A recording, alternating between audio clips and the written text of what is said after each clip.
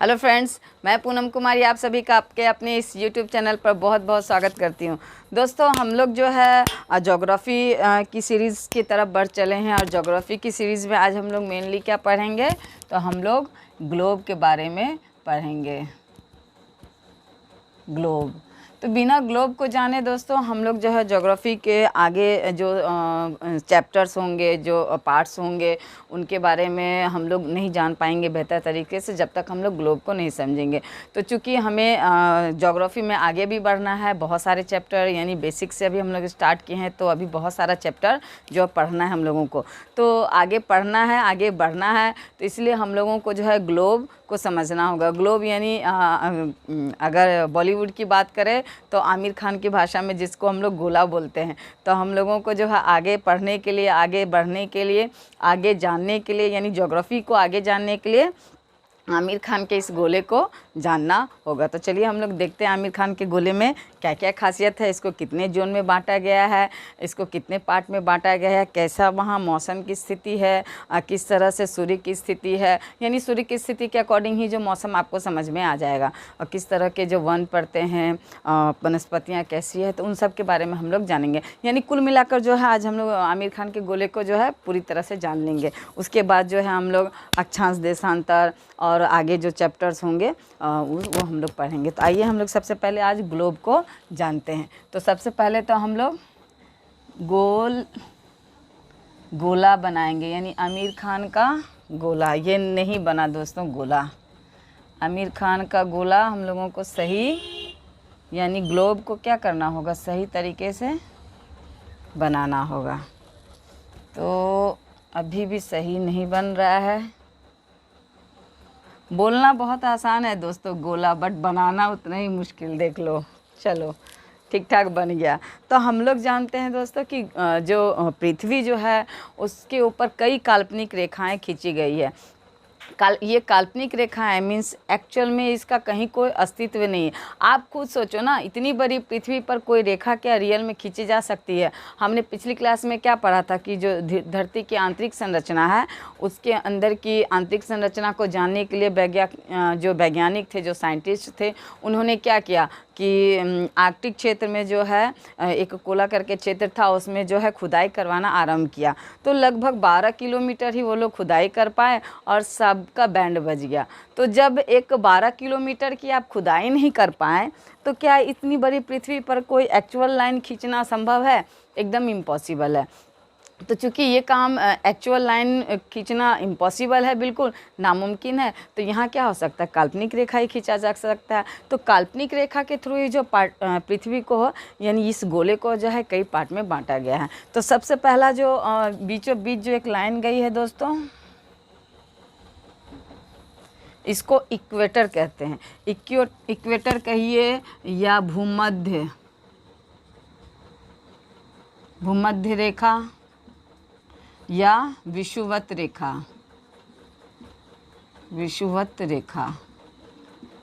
यानी इंग्लिश में इक्वेटर कह सकते हैं, क्योंकि ये जो है पृथ्वी को, ये जो बीच वाली रेखा है दोस्तों, ये पृथ्वी को जो है 2 बराबर भागों में बांटती है। देखो यहाँ बीचों बीच ये लाइन खींची गई है, तो एक पार्ट ये हो गया आपका, एक पार्ट ये हो गया। तो चूंकि यह 2 बराबर भागों में पृथ्वी को बांटती, तो इसलिए इसको भूमध्य रेखा, विषुवत रेखा या इक्वेटर कहते हैं। तो इसका क्या है, 0 डिग्री से इसको हम लोग संबोधित करते हैं, यानी इसको कौन सा लाइन बोलते हैं, 0 डिग्री लाइन कहते हैं। उसके बाद हम लोग क्या जानते हैं दोस्तों, पृथ्वी जो हमारी 23.5 डिग्री जो है अपने अक्ष पर झुकी हुई है। तो उसके बाद जो है अगर ऊपर की बात करें हम लोग, तो ये हो जाएगा आपका कर्क रेखा।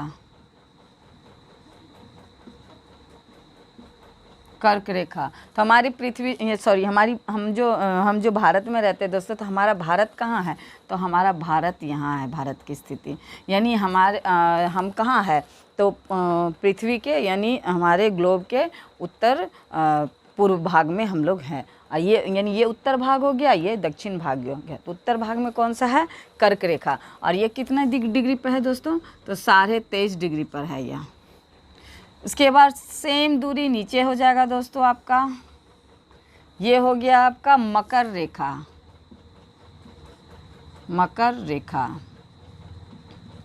ये भी कितने डिग्री पे है, तो ये भी जो है आपका 23.5 डिग्री पे है। तो यानी कि जो भूमध्य रेखा है उसके ऊपर वाली रेखा क्या कहलाती है, कर्क रेखा कहलाती है। तो कितने डिग्री पर है, 23.5 डिग्री पे। ठीक उसके नीचे मकर रेखा कहलाती है एक, वो भी कितने पर है, तो 23.5 डिग्री। यानी ऊपर कर्क और नीचे जो है मकर, और बीच में कौन सा हो गया दोस्तों, भूमध्य रेखा हो गया। उसके बाद है इसका और एक पार्ट है दोस्तों, आपका आर्कटिक, आर्कटिक रेखा कहिए या बिंदु कहिए। और यहाँ हो जाएगा आपका, सॉरी अंटार्कटिक हो जाएगा, यहाँ अंटार्कटिक, अंटार्कटिक रेखा। ऊपर हो जाएगा आर्कटिक, आर्कटिक रेखा या बिंदु। ये कितना होगा दोस्तों, 66.5। ऊपर भी कितना होगा, 66.5। तो क्या हो गया दोस्तों, ये हो गया आपका सबसे बीच में जो पृथ्वी को दो भागों में बांटती है वो क्या हो गया, विषुवत रेखा, भूमध्य रेखा या इक्वेटर कहिए। उसके ऊपर हो गया आपका कर्क रेखा। फिर जस्ट उसके नीचे यानी भूमध्य रेखा के नीचे आपका मकर रेखा, भूमध्य रेखा के ऊपर कर्क रेखा, मकर रेखा के नीचे अंटार्कटिक रेखा, और आपके कर्क रेखा के ऊपर आर्कटिक रेखा। इसके बाद है हो जाएगा आपका उत्तरी ध्रुव, दक्षिणी ध्रुव। ये हो गया आपका दक्षिणी ध्रुव। ऊपर क्या होता है दोस्तों, उत्तरी ध्रुव, उत्तरी ध्रुव। ये उत्तरी ध्रुव हो गया, ये दक्षिणी ध्रुव हो गया। और पृथ्वी को दो बराबर भागों में बांटने वाली रेखा क्या कहलाती है, तो भूमध्य रेखा कहलाती है। उस भूमध्य रेखा के ऊपर वाली रेखा क्या है, तो कर्क रेखा है। कितने डिग्री पर है, तो 23.5 डिग्री पर। ठीक उसके ऊपर वाली रेखा कौन सा है, आर्कटिक रेखा है। तो कितने डिग्री पे है, तो 66.5 डिग्री पे। अब भूमध्य रेखा के नीचे आएंगे तो जिस तरह से ऊपर कर्क रेखा है, तो ठीक भूमध्य रेखा से नीचे क्या है, मकर रेखा है। और मकर रेखा कितने पे है, तो 23.5 डिग्री पर ही है। और 66.5 पे आपका अंटार्कटिका है, और सबसे नीचे दक्षिणी और सबसे ऊपर जो है उत्तरी ध्रुव है। तो ये हो गया दोस्तों इसकी स्थिति, यानी पृथ्वी को जो है इन स्थितियों में बांट करके जो है पढ़ने का प्रयास किया गया है, इनकी स्थितियों को जानने का प्रयास किया गया। अब देखते हैं हम लोग सूर्य की स्थिति दोस्तों। तो ये जो सूर्य जो है दोस्तों, तो ये जो है सबसे ज़्यादा जो सीधी जो लाइन पड़ती है सबसे ज़्यादा, तो आपको सूर्य की कहाँ पड़ती है, तो विषुवत रेखा। और सूर्य जो हमेशा कर्क और मकर रेखा के बीच में जो है घूमती है, यानी इसके इधर नहीं आती। इसके बाद इधर और इधर क्या होता है, सूर्य की जो किरणें हैं वो तिरछी पड़ती है। तो सूर्य मेनली जो इतने ही दूर में घूमती है, और इसके बाद क्या होता है, इसकी किरणें जो है तिरछी पड़ने लगती है, ऊपर भी और नीचे भी। तो चूँकि सूर्य जो है आपका भूमध्य रेखा पर सीधी पड़ती है और कर्क रेखा और मकर के रेखा के बीच ही घूमती है, तो सबसे ज़्यादा अगर गर्मी की बात करें तो कहाँ पड़ेगा दोस्तों, तो आपका सीधी सी बात है भूमध्य रेखा पर पड़ेगा। क्योंकि सूर्य अगर इधर भी जा रही है तो यहाँ से हो करके जा रही है, यहाँ से चमकने के बाद सूर्य इधर जा रही है। तो सूर्य जब इधर जाएगी तो यहाँ पर क्या होगा, ठंडा प्रदेश होगा। यानी सूर्य जब विषुवत रेखा से इस कर्क रेखा के तरफ जाएगी तो सूर्य की रोशनी इधर कम पड़ेगी, तो यहाँ क्या होगा, ठंडा क्षेत्र पड़ेगा। उसके बाद अगर सूर्य इस भूमध्य रेखा से आपका मकर रेखा के तरफ आएगी तो क्या होगा, कर्क रेखा के तरफ क्या होगा, ठंडी पड़ेगी।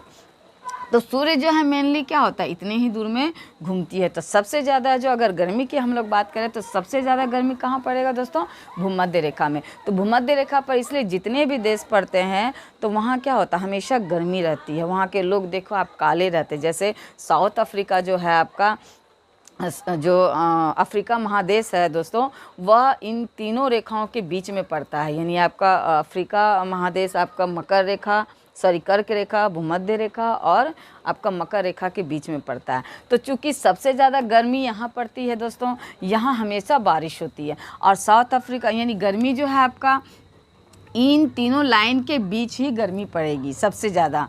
तो इस वजह से जो चूँकि अफ्रीका महादेश इन तीनों जो लाइनें हैं कर्क रेखा, भूमध्य रेखा और मकर रेखा, इन तीनों को क्रॉस करती है, यानी अफ्रीका को ये तीनों लाइनें क्रॉस करती है। तो इस वजह से वहाँ जो है गर्मी अधिक पड़ती है। तो वहाँ क्या होता है, जहाँ गर्मी ज़्यादा पड़ती है तो वहाँ के रंग, लोगों का रंग देखना डार्क होता है, काले काले वहाँ होंगे लोग।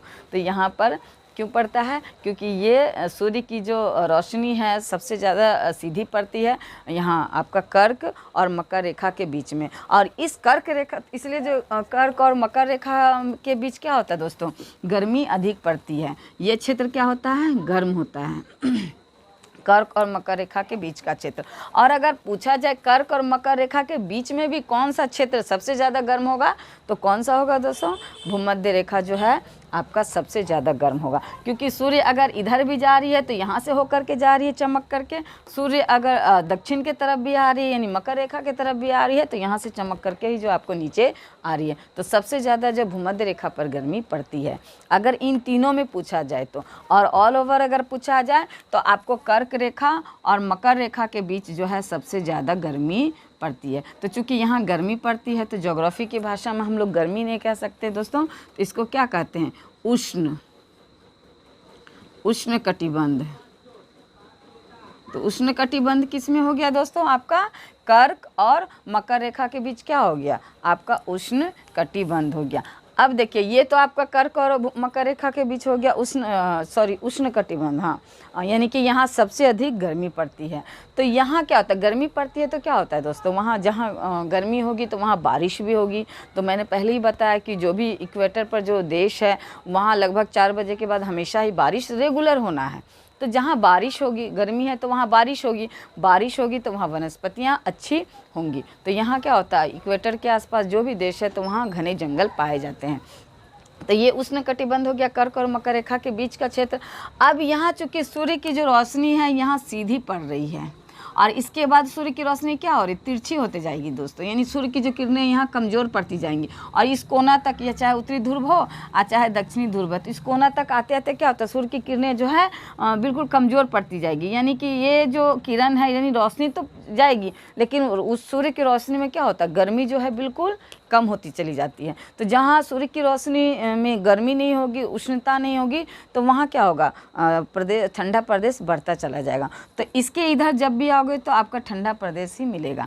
इसके इधर यानी कर्क रेखा के इधर भी आपका ठंडा प्रदेश मिलेगा और मकर रेखा के इधर भी ठंडा प्रदेश मिलेगा। क्यों मिलेगा, क्योंकि सूर्य की किरणें इसके बाद तिरछी होनी आरंभ हो जाती है।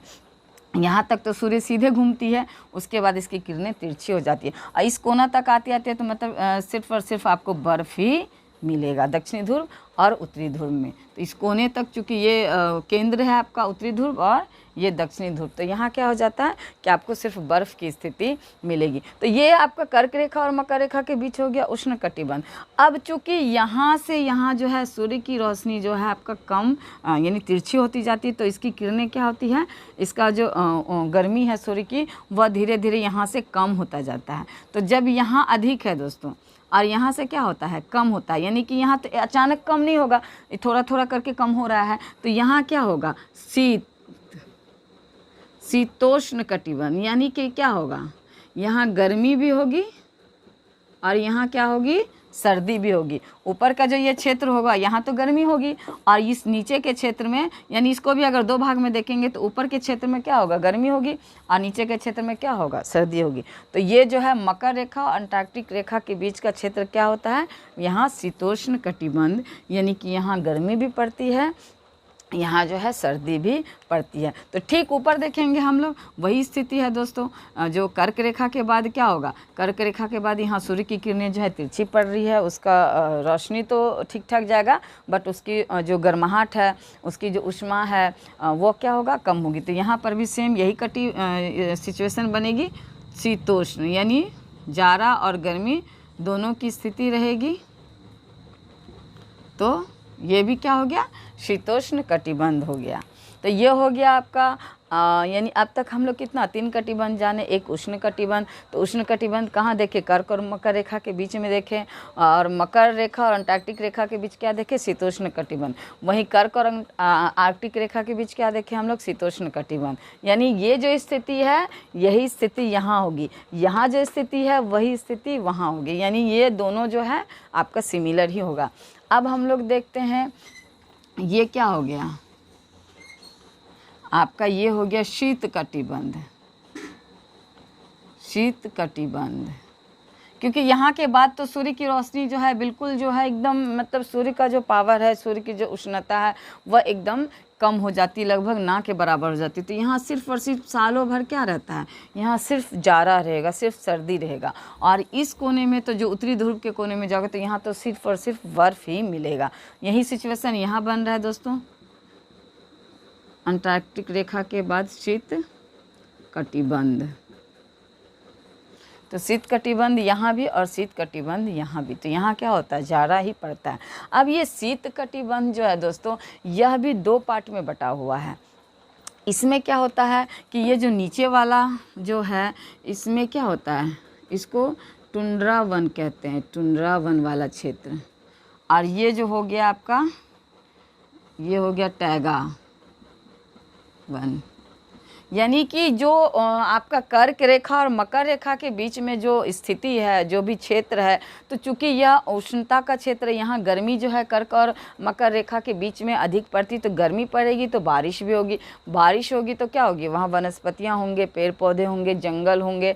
तो यहाँ पर ये चीज़ देखने को मिलता है उष्ण कटिबंध में, आपको घने जंगल, पेड़ पौधों की भरपूर मात्रा होती है।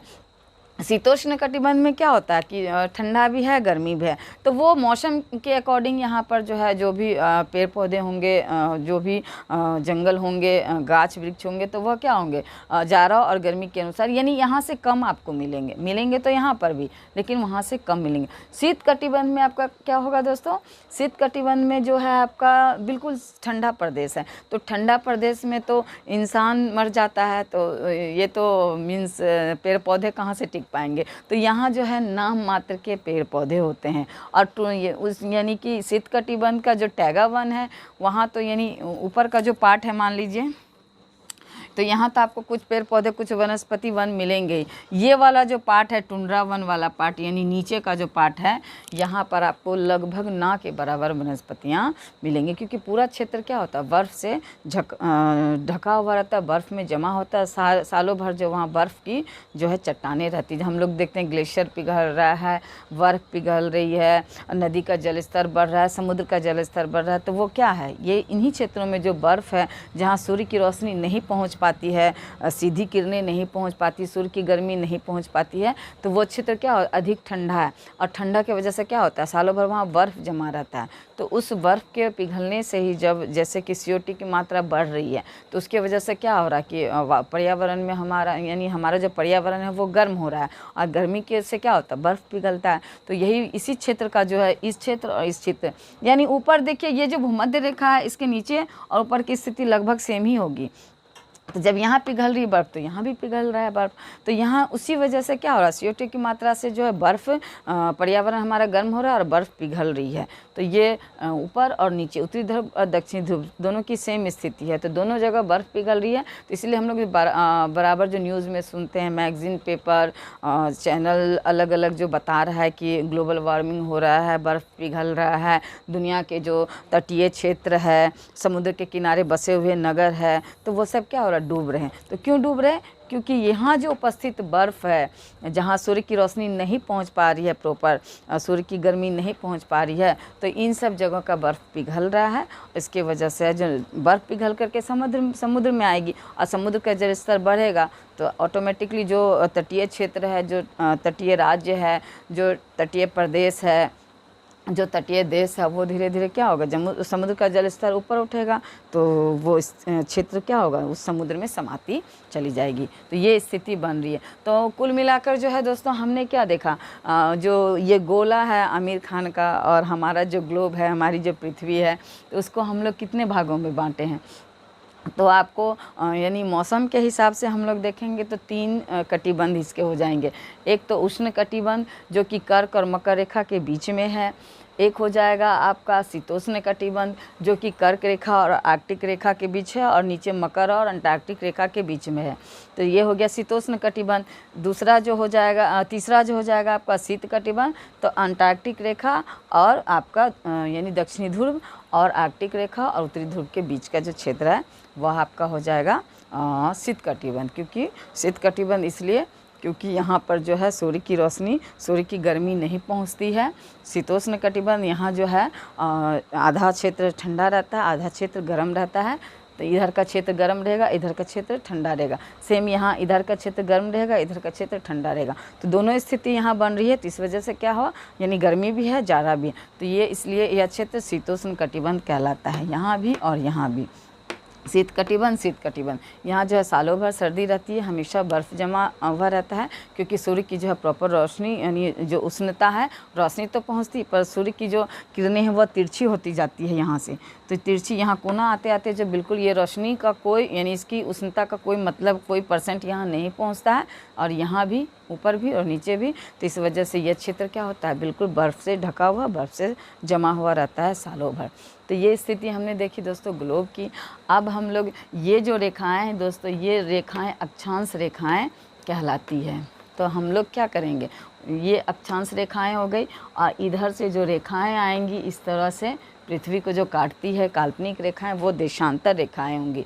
तो हम लोग अक्षांश और देशांतर अगली क्लास में पढ़ेंगे। क्योंकि अगली क्लास में अक्षांश और देशांतर रेखा पढ़ना है हम लोगों को दोस्तों, तो इसलिए हम लोग जो है इस ग्लोब के बारे में आज जानकारी लिए। क्योंकि एक क्लास में अगर सारा कुछ पढ़ते हैं हम लोग ग्लोब के बारे में, फिर अक्षांश देशांतर, तो अक्षांश और देशांतर अपने आप में एक लंबा चैप्टर है और प्रश्न भी वहाँ से बहुत बनते हैं। तो इसलिए हम लोग आज ग्लोब की स्थिति जान लिए। अगली क्लास में हम लोग अक्षांश और देशांतर के बारे में पढ़ेंगे। तो चलिए फिर हम लोग मिलते हैं अगली क्लास में, तब तक के लिए बाय।